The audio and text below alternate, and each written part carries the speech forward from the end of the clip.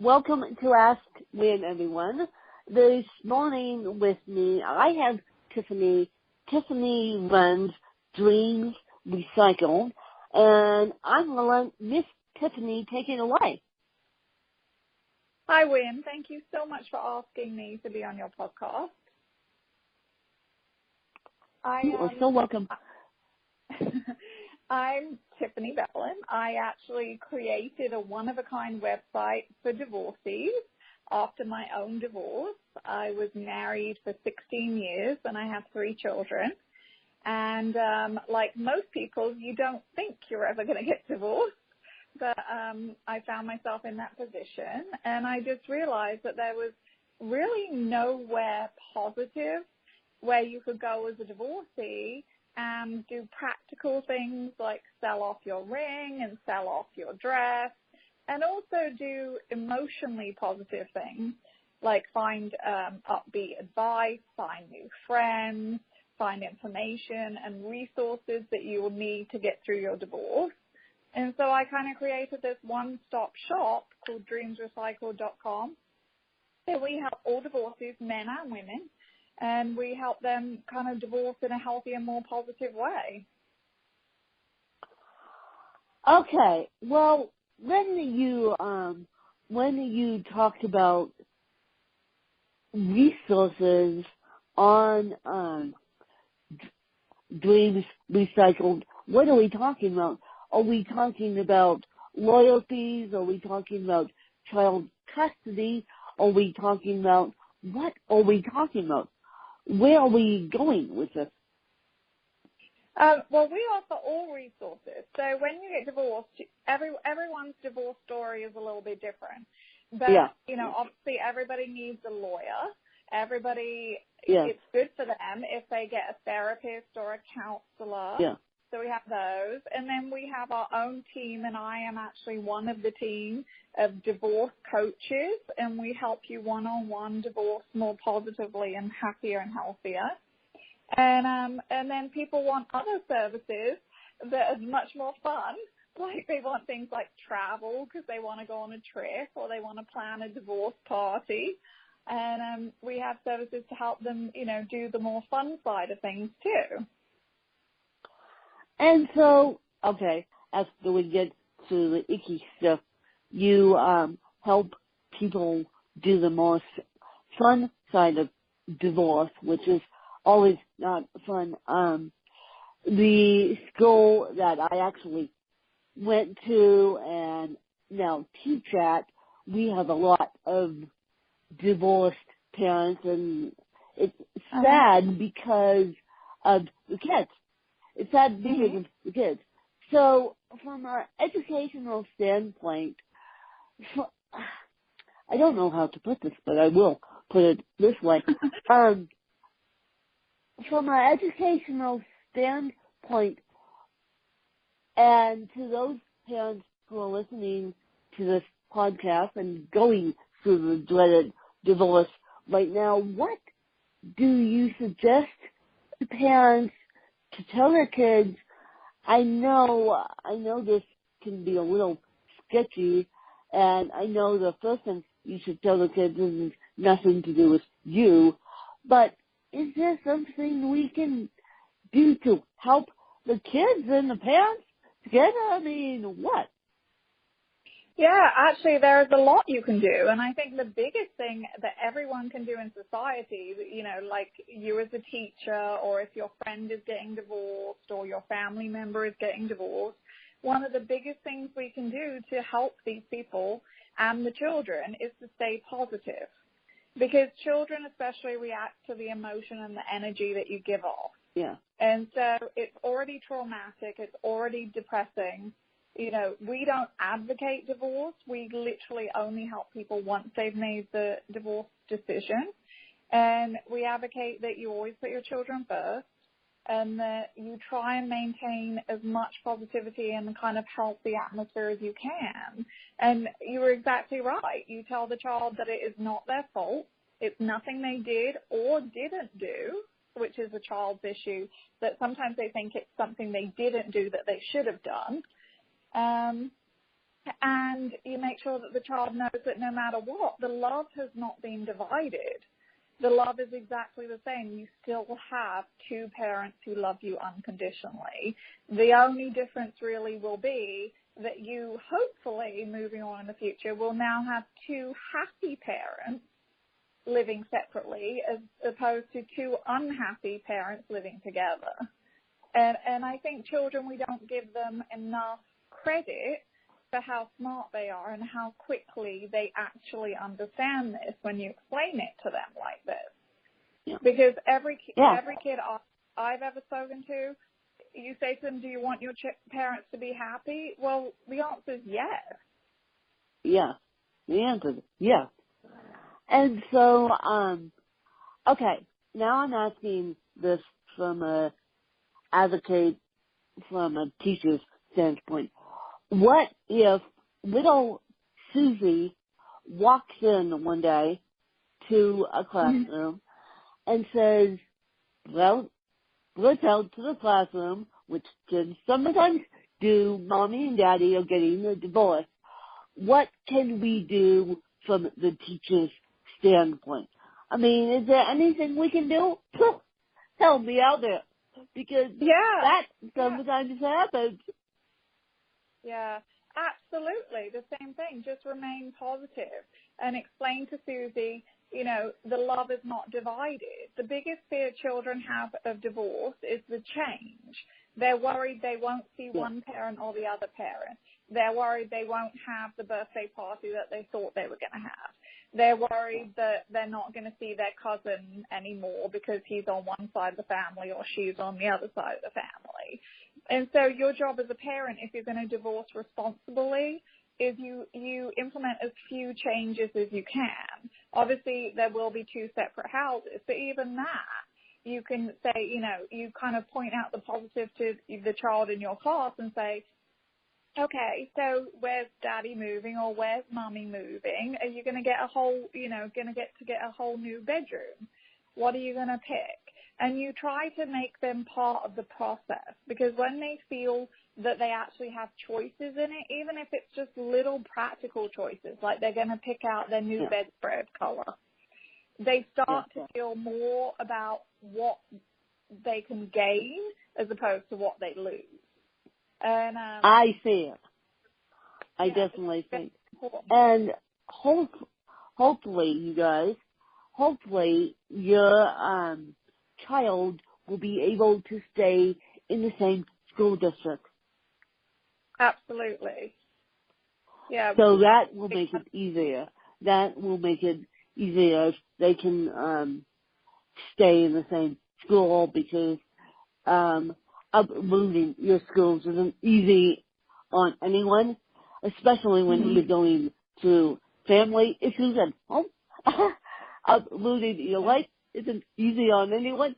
So if you can try and stay in the same school district, whether it's public or private or charter school, please, please, please, please, please do that. Because I don't want to see my kids leave in the middle of the year because Mom and Dad are getting a divorce. No, divorce is awful. And why we're talking about divorce is because Tiffany has the website, but we're trying to make this as easy on the kids as we can. Yeah, absolutely. And that's really good advice. Yeah. If you can stay in the same school district, because that's part of, 40 hours a week of the child's life that they're used to, that doesn't have to change when you get divorced. And so they can keep the same friends, same after school activities, the same teachers who care about them. And it's just a better environment for everyone. Well, yeah, that's my point from watching. Some of my kids have a mommy and daddy stays, and if they can stay in the same school district, that would make it easier on all of us. So then we don't have to worry about the kids, and the parents don't have to worry about the kids not wanting to go to school because it's a new school district. Oh, that's a whole nother podcast in itself. And so, Tiffany, I'm going to get you off divorce. your divorce website for a couple seconds and ask you what is your favorite book. It doesn't have to be a divorce-related book by any means. It just has to be a book that you go back to time and time again. Okay. Well, my book choice is probably going to be shocking for many people, but I have 3 children, and our whole family, our favorite books are the Harry Potter series. It's not shocking. Come on. It's not shocking. No, it's not shocking. They're good for adults. They may even help while the kids are going through a divorce, because those J.K. Rowling's books take you to a whole different land. So even though mom and dad are going through a divorce, getting kids to read is a good thing, and getting their mind off the divorce, thank you very much, with Harry Potter is even a better thing. Yeah, and it's a good tradition. You know, I think probably just timing, but the way the books came out, they were always the same age. Harry Potter was always the same age as my oldest child. And so as part of kind of our family tradition, we'd read all the books together. I'd read them to the kids. And then when they came out on, you know, the movies, then we'd go see them at the movies. And they were one of the things that during our whole very long divorce in my life, it was one of the consistencies that we were able to keep. And I think that if you ask my kids, they'd have a lot of good memories. And I obviously associate, you know, happy times with my kids with reading to them. And so I love those books. So fantastic. Yes, so fantastic. Now, I know you can't say for anonymity reasons, but do you have any success stories of your clients that you want to share on this podcast? Oh, yeah. Well, I mean, I don't know if it's just me, but I have 100% track record that all of my clients end up happier. And the nice thing Oh, is my God. That is so cool. That is so cool. So what's your favorite success story that you want to share? Wow. Well, I've had, and probably because of partly what I do as well, because I'm a female entrepreneur, but I've had amazing women who have been out of the workforce a long time like I have, who I've coached, and then they've gone on to create these amazing businesses. And they had no idea that they could even do it unless it was something they'd be good at or would be successful. And it's just so lovely to watch them empower themselves and become financially independent and move on. And it's just lovely. And then I have clients who have gone on and got remarried and had twins, which is very exciting. And it, you know, could not be happier. And it's just nice now that I've done it long enough. So I've been coaching for 5 years. And so now it's long enough that I see people really reaping the benefits of the work they put in on themselves after their divorce. Because there's a certain amount of work you have to do on yourself, a certain amount of responsibility you have to take, and then you move forward and you do, you know, you hopefully make better choices and do better things afterwards. And to see the people come back now and share their success stories, people have bought their first homes by themselves. They've gone back to college. They've actually got law degrees. I mean, they've done incredible things.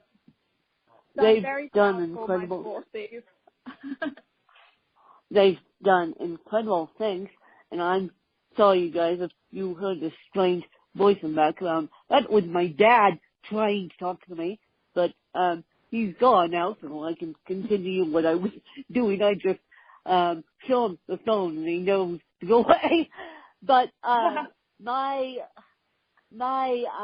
thing I was going to tell you, if you guys remember Lindsey Vonn. Lindsey Vonn is a world-renowned skier. And after she got divorced from her husband, she won like 1 million ski races. And so talk about mental mindset. Geez, you get divorced from your husband, and then you win practically all your seasons. Yeah. No, it's true. I think sometimes it releases you. Like when you're unhappy, it's very hard to be successful in any area of your business. And so, or your life generally. And so the happier you become in yourself, I think the more successful you are at everything, whether it's downhill skiing, which I will never do, or whether it's, creating your website, or going on and being remarried, or whatever you're doing. I think it's all connected. But when I saw that, I'm like, wow, talk about mental freedom. Geez. So I wanted to ask you if you had to be educated by anyone inside or outside your field, who would it be and why? Oh, I would be educated by somebody in business. It doesn't have to be in business, honey. It can be anyone. I actually have to think, wow, it'd be hard because it would be J.K. Rowling probably, or that's okay. Yeah, or it would be, I really, really like, there's a female entrepreneur who actually invented Spanx, which are those, crazy things that make you look better. Yeah. So I don't feel like her name escapes me. Her name escapes me right now. Sarah Blakely. Yeah. She actually invented an undergarment that makes women look better and feel better. And that's going to be my next question. How, when you're going through a divorce, how do you make yourself feel good on the inside? Because I know with divorces, you feel crappy on the inside, crappy on the outside, and you're trying to put a happy face on for your children, which is always a good thing. But how do you make yourself as a woman feel happy on the inside, happy on the outside? Well, unfortunately, like everything else that's worth doing in life, you have to put in work. And so whether it's, mental mindset work, whether it's coaching, whether it's, daily affirmations and self-love, positive daily action, treating yourself kindly, talking to yourself, with your thoughts kindly. We're often more kind to everyone else in our life than we are to ourselves. It's really difficult because I wrote about it in my book that what a mess I was after my divorce. And I think we all are. You feel your self-esteem is very low. You feel like a failure. You feel like, a lot of the kind of thoughts of not enough and not being worthy, and they creep in and they kind of grow in your head through the divorce process. And so you really need to, seek professional help or a support group or coach or counselor and really work on those parts of you, reconnecting with the person you were before you got married. Because we often, as women, when we get married, we become someone's wife, we become someone's mother, someone's room mom, someone's brownie leader, and we forget who we were, and we forget the things we liked and what made us happy. And so there's a certain amount of work that you really have to kind of go through to get to that point. And but the good news is it's all possible, and you come out a stronger, better person. And I have a story on those ones, but it has nothing to do with divorce. It has something to do with death, because my mom passed away, and I thought, okay, now I'm going. I thought, as she was dying, most people don't know this. They know that I'm going back to journalism school, but they don't know I made the decision. Thank you very much.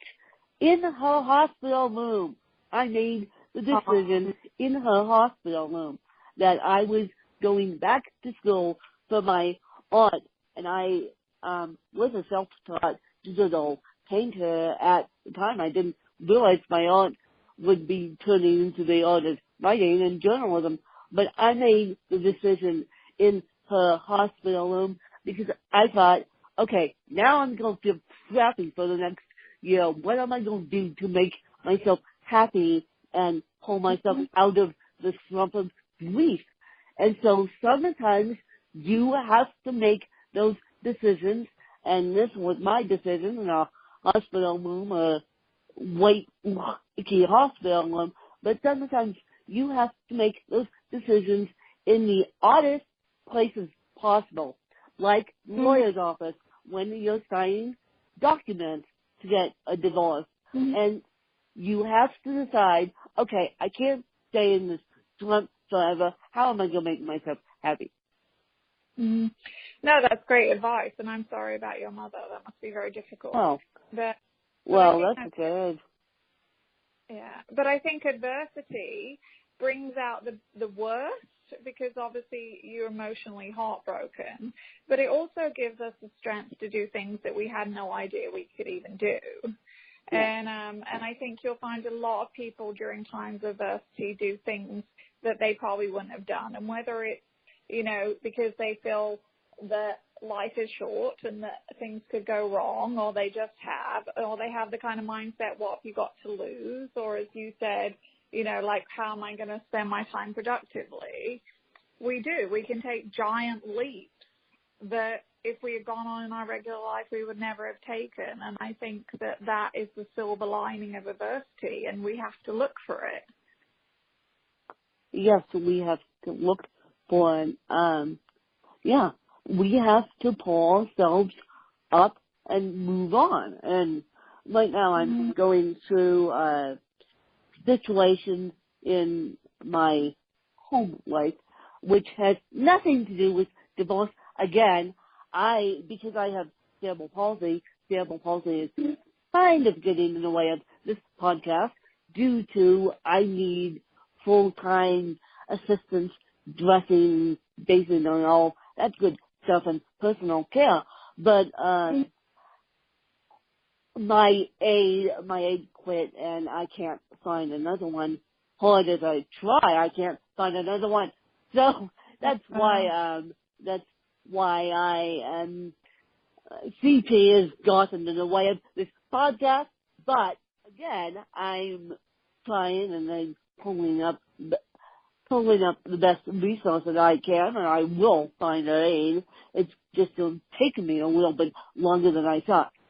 So again, you have to give yourself self-care in these times of great life changes, whether it be divorce, whether it be a death, whether it be a can't find an aid in my case, whether it be a move, whether it be you have to take care of yourself, because you can't take care of anyone else if you don't take care of yourself. Now, Tiffany, what would be your best advice for those going through a divorce or getting a divorce or starting the process or ending the process for self-care? Well, self-care starts with within, right? As I started to say before, it starts with the thought, the mindset you have about yourself. And then you translate that into daily positive action. And I write a lot about this in my book, actually, that we sometimes feel that it's all too much. You've been through this traumatic experience, it's all too much. And looking at the, light at the end of the tunnel just seems so far away, you don't even know where to start. And so I always relate it to, it's like eating an elephant. You can't do it all at once. You have to do it a spoonful at a time. And so I tell people in my book, it can be anything. You can start off in the morning making yourself your special cup of coffee, turning off your phone and giving yourself 15 minutes of time to eat to drink your coffee in peace and think happy thoughts, right? That's something we all have control over. Or whether it translates into taking time for yourself every day to, have some kind of physical exercise, or whether it takes time every day to take a bubble bath, or whatever makes you feel like you are caring about yourself. And so it doesn't have to be big, doesn't have to be monumental, but I feel like positivity and self-care, they're very similar. They're like muscles, and the more you use them, the more they grow. And so, it starts off with the thought, but then you have to put it into some kind of action. go ahead. But I was going to jump in and say they've done studies, and I know they have, that exercise is a great endorphin release. Mm-hmm. So if you guys are going through a middle of a divorce and just taking a walk outside is a great way of exercising, and just taking the kids with you, or you don't even have to take the kids with you. You can hand it off to a friend and say, help me. It doesn't have to be a hired babysitter, my God. Asking for help is not a weakness. Don't say, I got this. I got this. That drives me nuts when people say, oh, I got this. Oh, I got this. Oh, I got this. And the world is falling around them. Mm-hmm. No, and I think you're right. You're not weak to ask for help. It's actually one of the most sensible things you can do. And you're not weak if you have a bad day. I tell my divorcees, it's okay if you have a bad day. If there's a day that comes and something sets off some kind of emotion, and you spend the whole morning crying in the shower, that's fine. Or you feel like you can't get out of bed in the morning, that's fine. But you can't stay in that position. You have to kind of have the mindset. You say, okay, today I'm going to allow myself to be sorrowful. I'm allowed myself to grieve. I'm allowed myself to feel bad, because there's nothing wrong with feeling bad. We're humans. That's how we feel. But you just don't allow yourself to stay there. And so the next day you get up and you make yourself have a good day. And I think that's a positive action that we're all capable of making. It's not easy sometimes, but we do it for ourselves. We do it for our friends, our family, our children. It doesn't even matter who you do it for. You just got to do it. And as we tie this interview up, do you have any questions for me? I know you do. Yes, I do. So who is your biggest inspiration? Because you're a very inspirational person. And so who inspires you? I would say I get inspiration from, right now I'm actually reading a book, you guys, called Eat, Play, Love. You may have heard of it. Eat, Play, Love on Kindle. And I am gaining inspiration from my own books through reading Elizabeth Gilbert's books, because I needed to do that. As a writer, you need to read other people's work, obviously. And so I am now gaining inspiration from Elizabeth Gilbert. And for those of you that haven't read Big Magic, her second book, which is also a New York Times best-selling book, Big Magic talks about the creative side.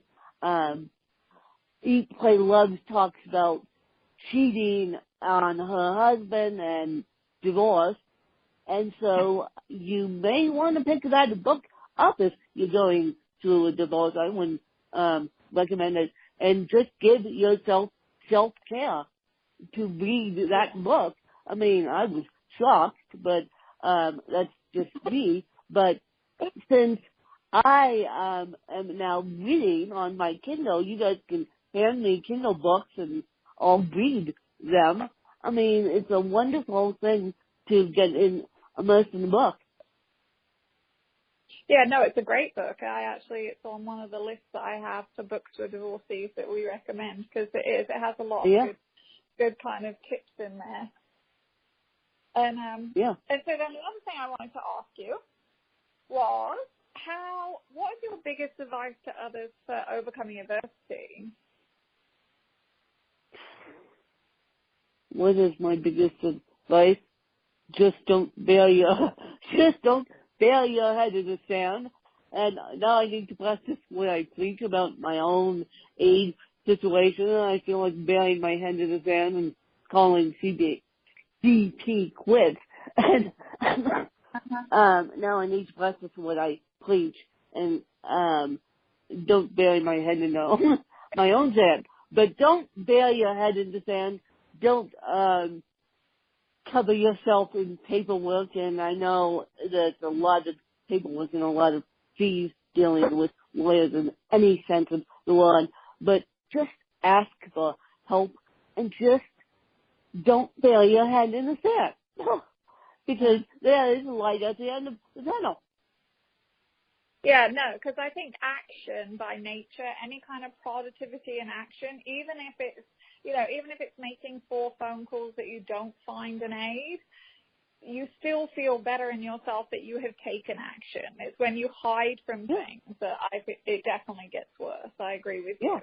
Or even if it's making 4 phone calls to find a divorce lawyer, let's say this, or even if it's making 4 phone calls to find a nanny to help you with your kids while you're dealing with the divorce. Just do something small and don't bury your head in the sand. Yeah, no, that's great advice, Lynn. Yeah. Just do something. Just make your life a little bit easier.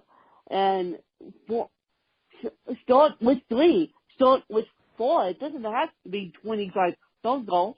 It just has to be pick a number and say, I'll do this today and put it on your to-do list.